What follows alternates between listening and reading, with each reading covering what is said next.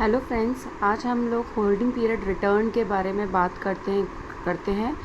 Shares के respect में holding period return क्या होता है।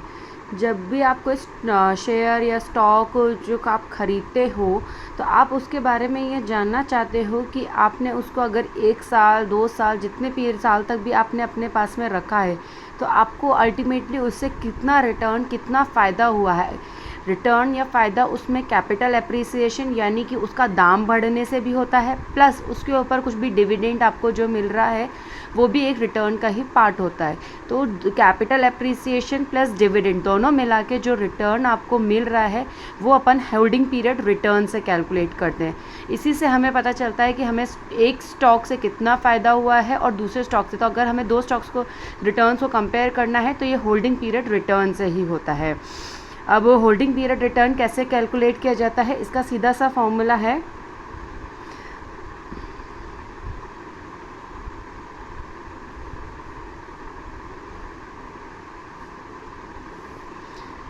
यानी कि जो लास्ट में प्राइस रही है, ending price of the stock, plus उससे जो आपने डिविडेंड रिसीव किया है डिवाइडेड बाय जो इनिशियल प्राइस जिस पे आपने स्टॉक को परचेज़ किया था -1। इस फॉर्मूले से अपन होल्डिंग पीरियड रिटर्न कैलकुलेट कर सकते हैं। चलिए एक एग्जांपल ले लेते हैं। जैसे आपने एक स्टॉक परचेज़ किया था लेट्स से 100 रुपीज़ में, इसका P0 है 100 रुपीज़। अभी इससे आपने डिविडेंड रिसीव किया 20 रुपीज़ का, फिर आपने इसको 125 रुपये पे बेच दिया 1 साल में, ठीक है। तो अब आपका इसका होल्डिंग पीरियड रिटर्न क्या होगा? इसका होल्डिंग पीरियड रिटर्न होगा 100 प्लस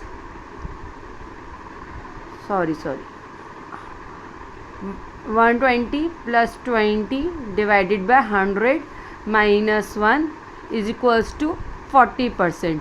ये होगा इसका होल्डिंग पीरियड रिटर्न। चलिए, ये तो सिंपल सी बात हो गई। अब इसमें एक चीज़ के बारे में और जानकारी होनी चाहिए। जैसे आपके पास एक और एग्जांपल लेते हैं अपन। आपके पास दो स्टॉक्स हैं, एक स्टॉक ए है, इसको आपने ख़रीदा था, लेट्स से वही अपन एग्जांपल ले लेते हैं जिसमें आपने इसको ख़रीदा था 100 रुपये पे, फिर आपको इस पर डिविडेंड मिला 20 रुपये का, फिर आपने इसको बेच दिया 125 रुपये पे और इसको आपने लेट से होल्ड किया 2 इयर्स तक के लिए, ठीक है। अब एक और स्टॉक है, स्टॉक बी, ये आपने परचेज़ किया था, इसको मान लेते हैं हमने 120 रुपये पे परचेज़ किया था। इसको हमें साल में डिविडेंड मिला 10 रुपये का और इसको हमने बेच दिया लेट से 150 रुपीज़ पे और इसको हमने 3 इयर्स तक होल्ड किया है। अब अगर हम इन दोनों स्टॉक्स की होल्डिंग पीरियड रिटर्न कैलकुलेट करेंगे तो हमें पता चल जाएगा कि किस स्टॉक से हमें ज़्यादा फ़ायदा हुआ है, किस स्टॉक से ज़्यादा हमने रिटर्न अर्न किया है। तो पहले हम स्टॉक ए का होल्डिंग पीरियड रिटर्न निकाल लेते हैं। स्टॉक ए का होल्डिंग पीरियड रिटर्न निकालने के लिए 125 प्लस 20 डिवाइडेड बाय 100 -1 कर लेते हैं। ये मोटा मोटा 45% आ जाएगा। इसी तरीके से हम बी का भी होल्डिंग पीरियड रिटर्न निकाल लेते हैं। वो आ गया अपना 150 प्लस 10 बटा 120 -1, 160 बटा। तो इसी तरीके से हमने स्टॉक बी का होल्डिंग पीरियड रिटर्न भी कैलकुलेट कर लिया जो कि 33% आया।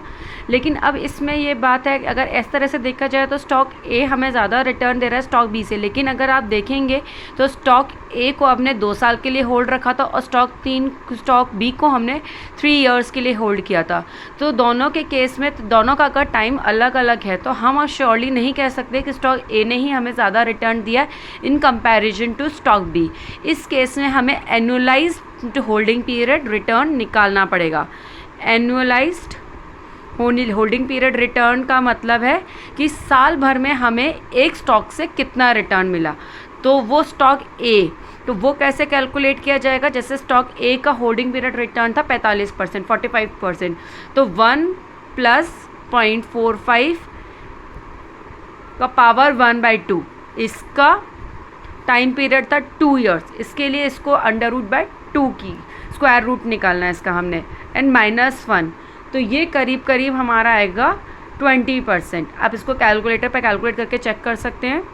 फिर इसी तरीके से हम स्टॉक बी का भी एनुअलाइज होल्डिंग पीरियड रिटर्न निकाल देंगे, जो कि होगा हमारा 1 + 0.33, 1/3, 1/3 क्यूब रूट हो जाएगा, क्योंकि इसका 3 इयर्स का टाइम पीरियड था, -1, तो ये आएगा हमारा 10%।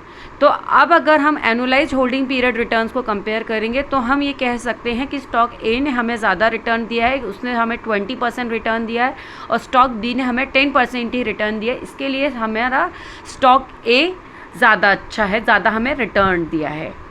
अब एनुअलाइज होल्डिंग पीरियड रिटर्न में ही एक टॉपिक आता है पोर्टफोलियो रिटर्न का। अगर हमें पोर्टफोलियो का होल्डिंग पीरियड रिटर्न निकालना है तो वो हमें कैसे निकालना है, इसके लिए लेट्स से स्टॉक ए का होल्डिंग पीरियड रिटर्न, स्टॉक ए का होल्डिंग पीरियड रिटर्न है 10%, स्टॉक बी का है लेट्स से -5%, मतलब इससे हमें नुकसान ही हुआ है, और स्टॉक सी से हमें रिटर्न मिला है 15%। तो इस पोर्टफोलियो का होल्डिंग पीरियड रिटर्न हमारा क्या रहेगा, तो पोर्टफोलियो का होल्डिंग पीरियड रिटर्न निकालने के लिए हम करेंगे 1 + 0.10 मल्टीप्लाई बाय 1 प्लस माइनस का साइन है इधर 0.05 मल्टीप्लाई बाय 1 + 0.15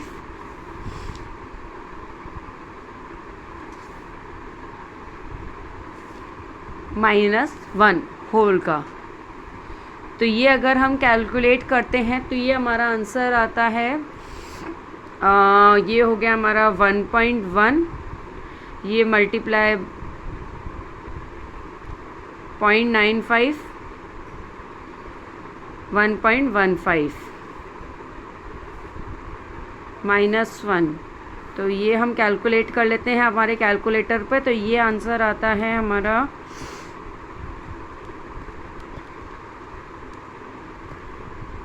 20%। तो ये पोर्टफोलियो का होल्डिंग पीरियड रिटर्न हो गया 20%।